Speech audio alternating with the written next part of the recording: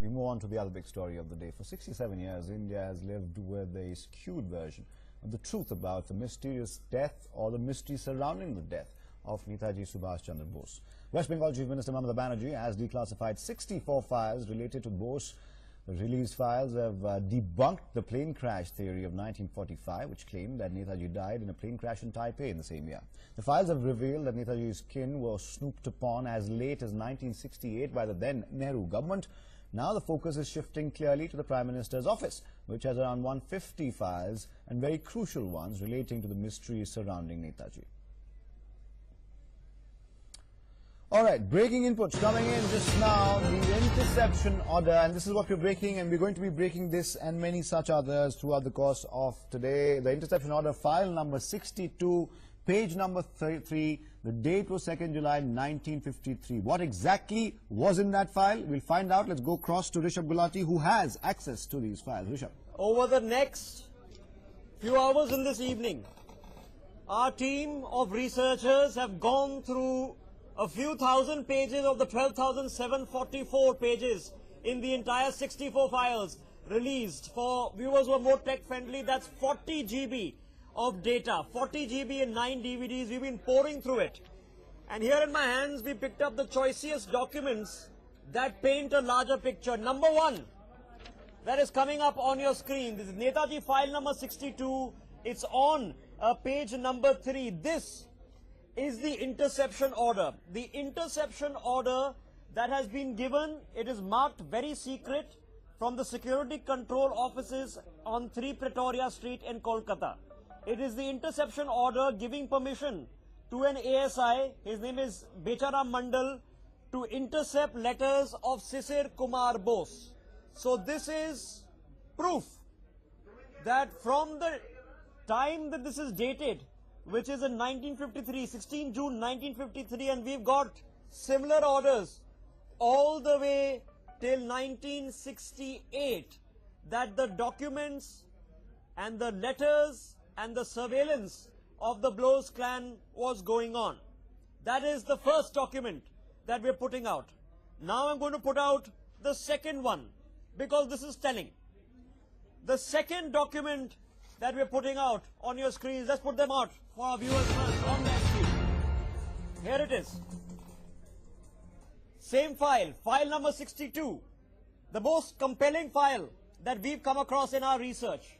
This is page number 4, and this tells the story of the people who were involved in the spying operation, the spy masters. Number 1, K.S. Nair, IP Assistant Director, Intelligence Bureau, Ministry of Home Affairs. Number 2, R.N. Chatterjee, Deputy Commissioner of Police, Special Branch in Calcutta. Number 3, A.K. Mukherjee, Special Superintendent of Police, Intelligence Bureau, CID, West Bengal. So the Intelligence Bureau, the police in Bengal and the CID all roped in into this spying plot. So we have the interception order. We have the gentlemen who show that at the highest level, this probe was being tracked. Other, we've got a whole host, 20 other documents coming up during the course of this broadcast. All right. I'll leave it for now. All right, stay with us. These two important documents, of course, do clarify that there was surveillance on the members of the Bose family, and this particular incident relates to 1953. Pankaj Vora, Managing Editor, Sunday Guardian, joins us, as well as Krishna Sagar Rao, spokesperson of the BJP. To you, Mr. Vora, I beg your pardon. To you, Mr. Vora, first, this particular incident that Rishabh just told us about, of course, Sisir Bose, his letters being intercepted, his movements being surveilled upon. This clearly showed that if the government, first of all, did not believe that 1945 Taipei air crash is where Netaji died, what was the need really to surveil the members of his family, intercept their correspondence, and keep a track of their movements? This looks bad for the Congress government at the time. The logical corollary of all this is that the government of the day knew that Netaji did not die on 18th August 1945 and was, in some prison in the former USSR. There has been evidence, though not substantiated, which, indicated that the then Indian ambassador to Moscow, Dr. S. Radhakrishnan, who later became Vice President and President, had apparently met Netaji in prison while he was in prison in Russia, in the Soviet Union. He never, confirmed this, but there were people who would swear that this had happened. You know, it is very obvious that these two documents show that the government of the day perhaps was aware that Netaji is alive and therefore was keeping tabs on the family members, his family members, to ensure that there was no communication, you know, between them and the imprisoned leader from India. So this could be one of the reasons why all this was being done. You know, these documents are very important. They will, you know, further research will show or will lead to more disclosures, and more disclosures will come once the files of the Prime Minister's office, the Intelligence Bureau, and files in the archives of various other countries are also, you know, declassified. What is far more important also, and Krishna Sagar Rao, this is for you, Mr. Rao, what is far more important also, this in the document number 2, we have the names of those who were entrusted with the responsibility, the task really, of surveilling Netaji's family, including Shishir Bose. Now, these people, of course, including K.S. Nair, who was the IB Assistant Director, Special Branch DCP named R.N. Chatterjee, and SP Intelligence CID named A.K. Mukherjee. All these had specific and express orders from their masters to intercept not only documentation and correspondence, but also keep a track of movements of the Bose family members as well. What does this tell you now, looking back at what we know now?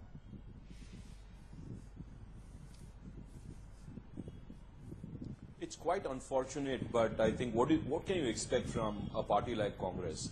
I think it's very natural to Congress to spy upon their leaders, especially those who are out of their family and under giants. Just imagine what kind of a patriot Netaji was. In a very short span of 1921 to 40, you know, what kind of an impact he has created in the entire freedom struggle. So, you know, who has got him arrested? You know, 2 times president of Congress being house arrested by British cops. Only Congress can do that to the leaders of their own party. So it doesn't come as a surprise for BJP that that Netaji Subhash Chandra Bose you know, death mystery still is you know, under wraps, and all the files which are declassified today. Yes. Okay, Mr. Rao, we'll of course talk about what could have compelled the successive Congress governments of the 50s and the 60s to do that. But first, let's go across to Rishabh again, because we have some more breaking inputs and more revelations coming in. Arthur, this is telling. This is the 3rd document that we are putting out. It's file number 62. It is page number 23.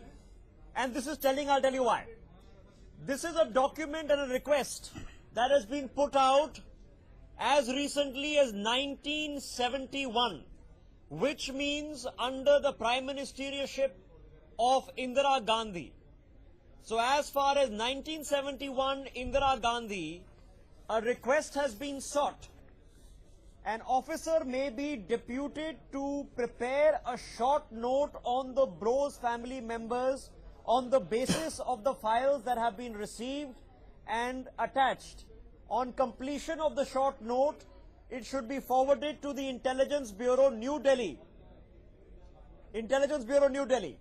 So up till 1971, which means across 2 prime ministers now, Nehru to Indira Gandhi, information was being sought on what the Bose family was up to. This is the 3rd document we put out from file number 62.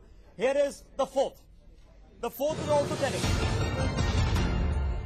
The 4th is an Intelligence Bureau document, again, which talks about the United States connection. It is an intelligence warning that certain members from the Bose family are in touch with a gentleman called Leonard Gordon, who lives in Brooklyn in New York. And it says this Leonard Gordon claims to know everything about Netaji. So a warning is being sent out by the Intelligence Bureau that there is somebody in Brooklyn in New York whom the Bose clan are in touch with, who claims to know everything about Netaji. 2 telling pieces of information to further punctuate. I'll be back.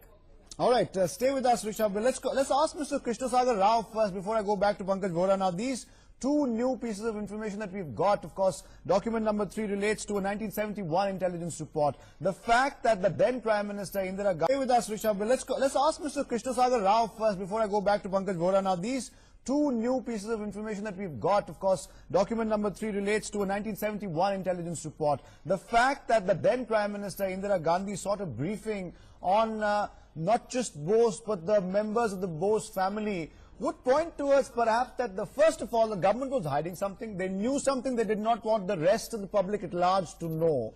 That's one. And two, of course, the urgency with which, and document number 4, which we're talking about right now, Mr. Rao, is that a gentleman by the name of Leonard Gordon knew something, and that somehow, perhaps, was cause for alarm in the corridors of power. Why do you think that is?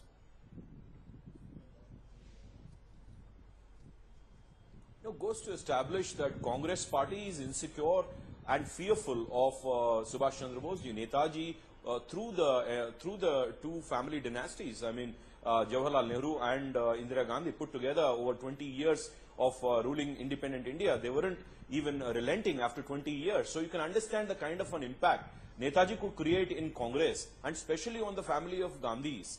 Where they were so unsettled, and they were so petrified that Netaji might land into the country, and whom they have, ensured that he flees this country. They have created conditions where a tall leader like him, had to go through a political cannibalization within the party of Congress, and then he had to flee the nation.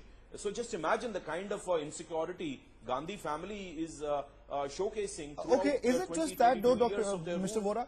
Is it just that the fact... I can understand. Okay. Is it just the fact that perhaps the return of Netaji was on the minds of the powers that be at the time, or the fact that what exactly happened to Netaji? Now, if we know the 1945 Taipei air crash was a smokescreen, what happened to him after? Was that also perhaps deemed as detrimental enough to cause perhaps an earthquake in the corridors of power? Is that a reasonable line of thought? Well, it'll have to be, understood properly what these documents mean. Because, a briefing on the whereabouts of the Netaji family could also be a kind of a political method of understanding where the Bose family stood. Because there had been a party which had been floated in West Bengal called the Forward Bloc, which never believed that Bose had died, and which was basically working and on the, on his legacy, was trying to take away his legacy. So that could be one aspect. I'm not saying that that was the only aspect. There could be definitely more things to it once it gets corroborated by more documents. But, the fourth document which was which has been pointed out by Rishabh Gulati, pertains to the period when Lal Bahadur Shastri was the Prime Minister. It was 22nd or 21st June 1965. So, during all this period, the Bharatiya Jansangh was also a major opposition party. And there were other opposition groups also. The Socialist Party was there, the Swatantra Party was there, and so on. These political parties cannot absolve themselves of not raising the issue, because as responsible oppositions, they should have also cared for what was happening to Netaji's family. And even if they did not know fully, they should have known somewhat as to what was happening to the family. Fundamentally, of course, the question still remains, why would the party in power want to keep tabs or want to perhaps desist from telling everyone what they know? Let's go back to Rishabh Gulati. More documents coming to us and more breaking news. Go ahead, Rishabh. It just plays neatly into what you were just discussing, Athar. This is the 3-page. Pages 28 to 30 of this file. This is the 3-page intelligence briefing that was prepared for the Indira Gandhi government.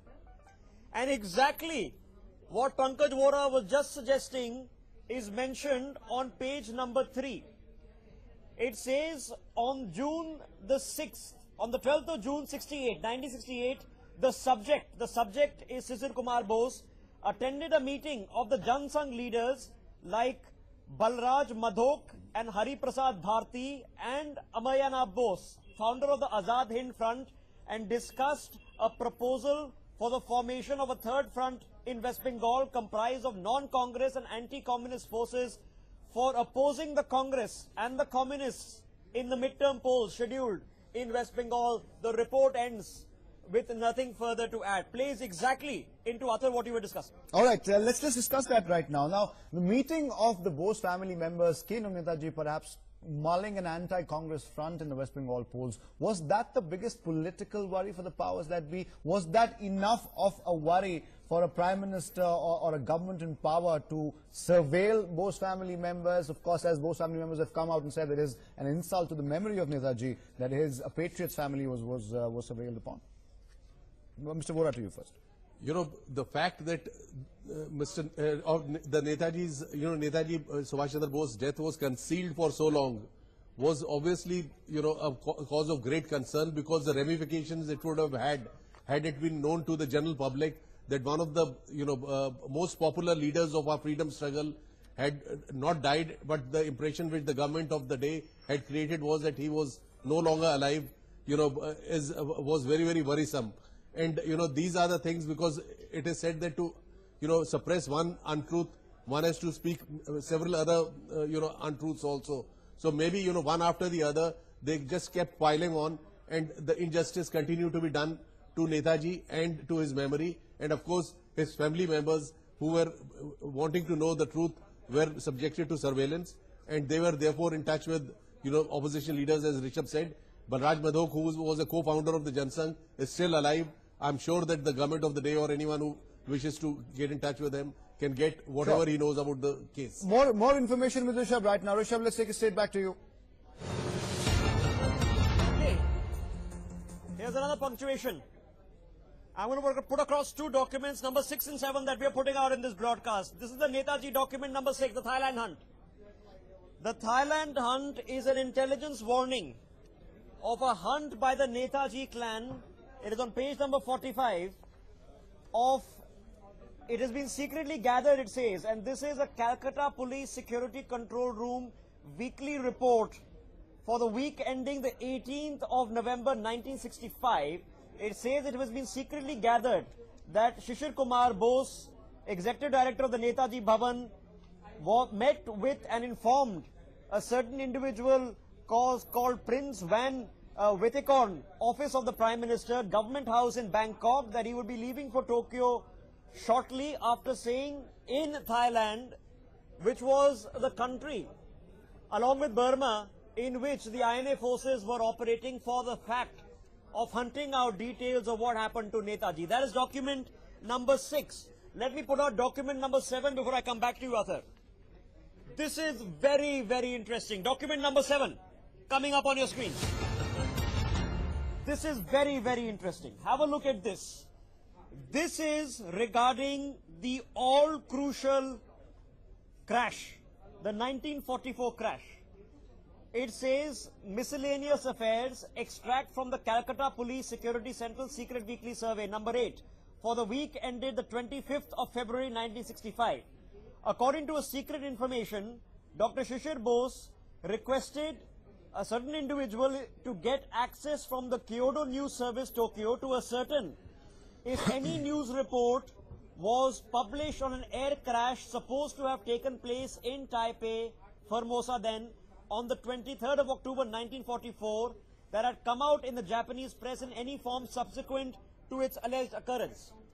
So tabs are being kept not only on individuals of the Bose clan, but also on people that they are communicating with in Japan, and as I subsequently inform you more during this broadcast, in several other countries, from the US to Vienna to Korea and others. Back to you, Arthur. All right, Mr. Rao, very quick reactions on these two particular pieces of information, not just Japan or the people that the Bose family members tried to meet in Japan to glean some information that they might have on the whereabouts of Netaji. It was also Thailand, where they met, the Bose family met members of the royal clan there as well. Even they were not spared. So this particular surveillance game, not just a domestic one, but turned out to be an international one.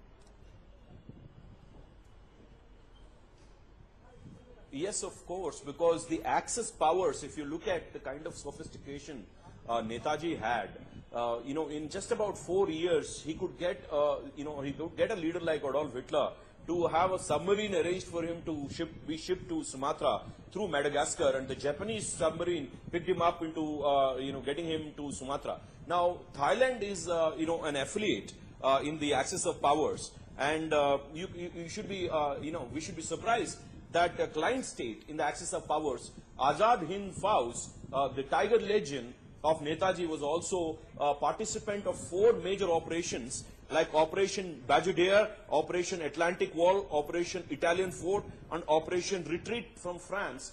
And in this, Azad Hind Fauj and the Thailand government forces have worked together. So there is a connection to the Tiger Legion, which is the nickname of Azad Hind Fauj, which has 3,000, Azad